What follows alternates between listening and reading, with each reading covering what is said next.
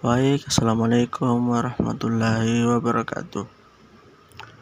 Pertama-tama kita perkenalkan, nama saya Muhammad Ikram Aris dengan NIM 240211500033, kelas arsitektur 01A.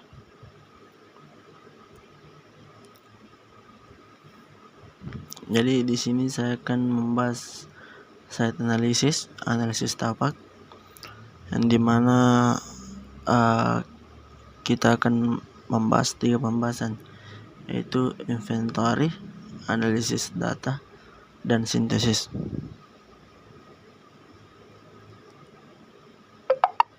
Yang pertama, inventory.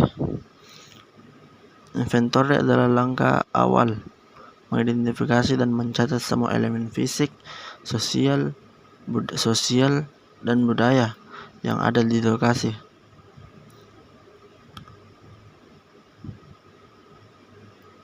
Yang pertama, elemen fisik,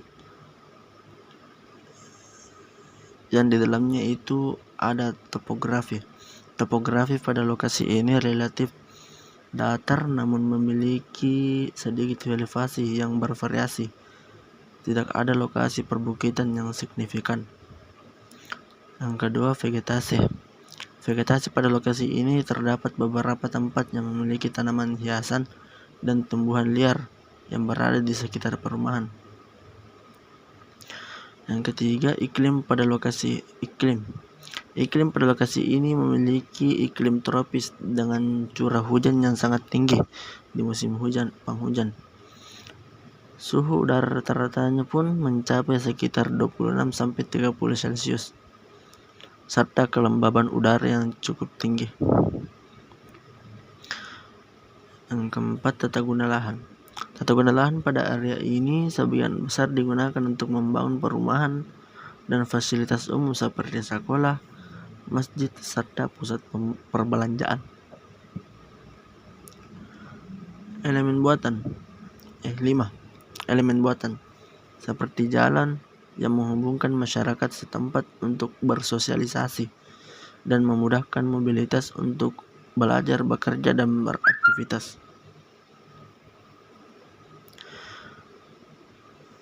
Lalu kita masuk ke pembahasan elemen sosial, di mana elemen sosial itu mencakup yang pertama, pola aktivitas manusia. Pola aktivitas manusia di lokasi ini adalah aktivitas mereka sehari-hari. Warga setempat seperti berbelanja di pasar, kegiatan sosial, sekolah, dan beribadah. Adapun penggunaan ruang publik seperti lapangan tempat bermain anak-anak di sore hari, dan penggunaan ruang privat seperti mayoritas lahan warga menggunakan lahannya untuk rumah tinggal.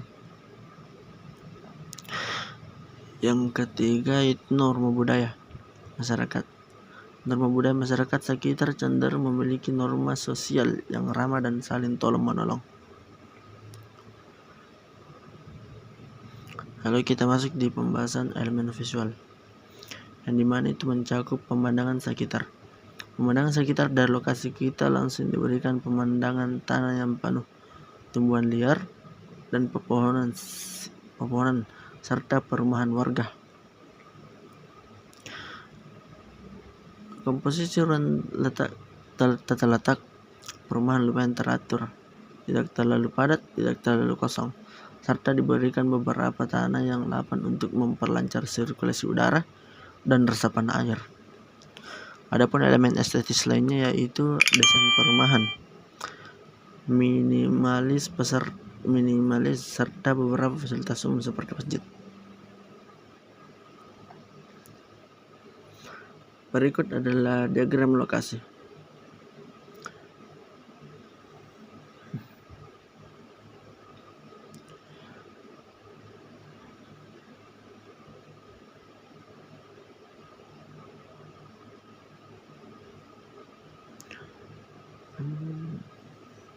Next.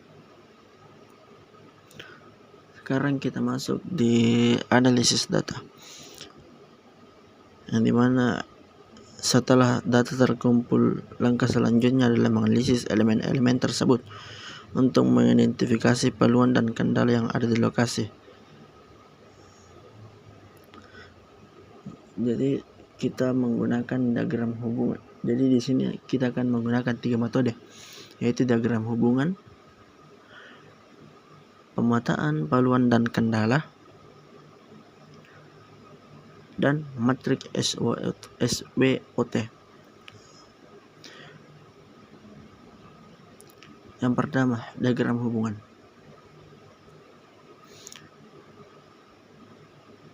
Yang dimana diagram hubungan di sini kita mulai dari site, lalu menuju ke fasilitas umum. Fasilitas umum yaitu sekolah, masjid, dan pasar. Adapun site ke infrastruktur yaitu jalan dan waduk. Adapun juga site ke lahan kosong.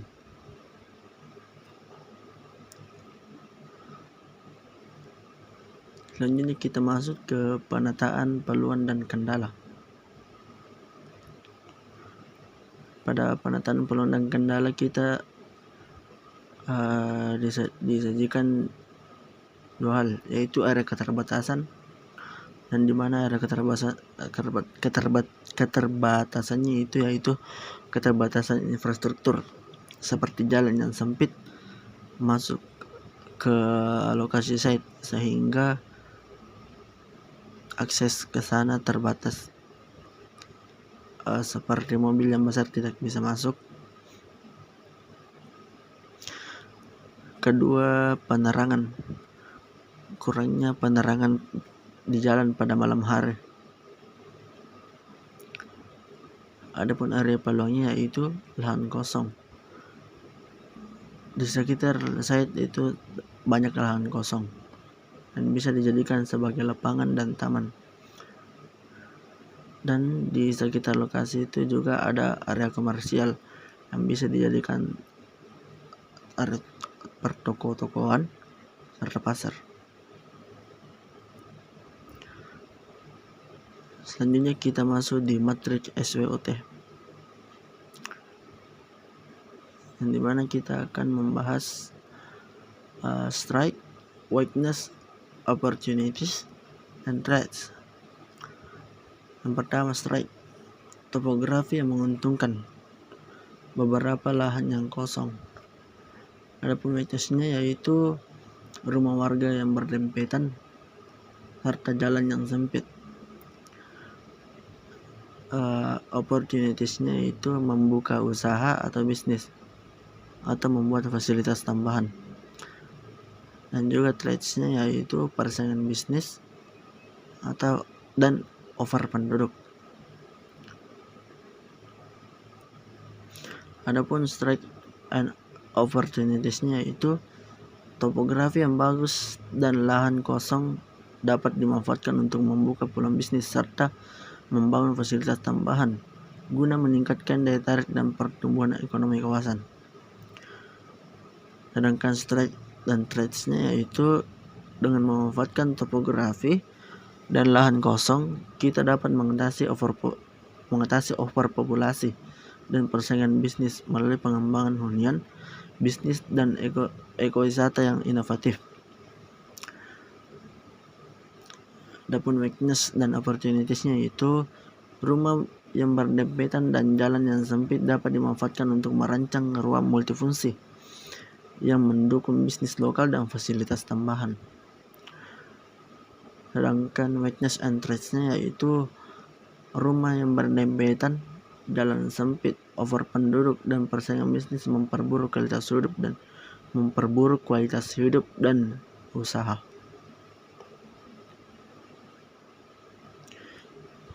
Nah, selanjutnya kita masuk ke tahap sintesis, yang dimana data yang telah dianalisis kemudian diintegrasikan untuk menghasilkan konsep desain awal.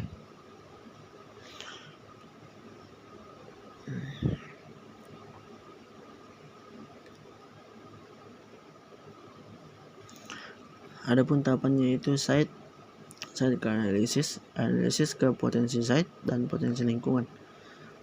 Dan site ke identifikasi kendala, apakah itu kendala fisik maupun kendala non fisik, lalu ke sintesis data, lalu ke solusi desain.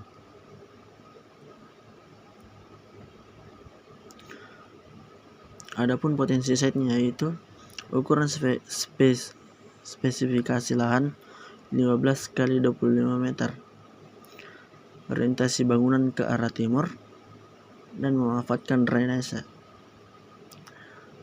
Adapun potensi lingkungannya yaitu memanfaatkan tanah yang lapang untuk memperlancar sirkulasi udara, memanfaatkan tanah yang lapang sebagai resapan air hujan. Adapun kendala fisiknya itu curah hujan yang tinggi dan akses jalan yang sempit. Dan berikut adalah solusi desain. Pemanfaatan lahan, membagi lahan secara efisien dengan area terbuka untuk taman dan resapan air serta tata letak ruang yang fleksibel. Efisiensi energi, maksimalkan pencahayaan alami di pagi hari dan mengurangi panas di sore hari dengan shading alaman seperti teras atau tanaman rambat. Sirkulasi udara, menyediakan ruang hijau yang menerapkan ventilasi silang untuk kenyamanan termal. Adapun di bagian resapan air itu menggunakan tanaman hujan, paving yang berpori, dan sumur resapan untuk mencegah banjir. Di bagian pengolahan air hujan, mendesain atap miring dengan talang air serta material tahan lembab. Adapun aksesibilitasnya itu mendesain pintu gerbang geser, menyesuaikan ukuran garasi, dan menerapkan fasad minimalis agar sesuai dengan lingkungan sekitar. Baik, itulah penjelasan dari saya. Semoga bisa dimengerti. Kurang lebihnya mohon dimaafkan. Sekian, assalamualaikum warahmatullahi wabarakatuh.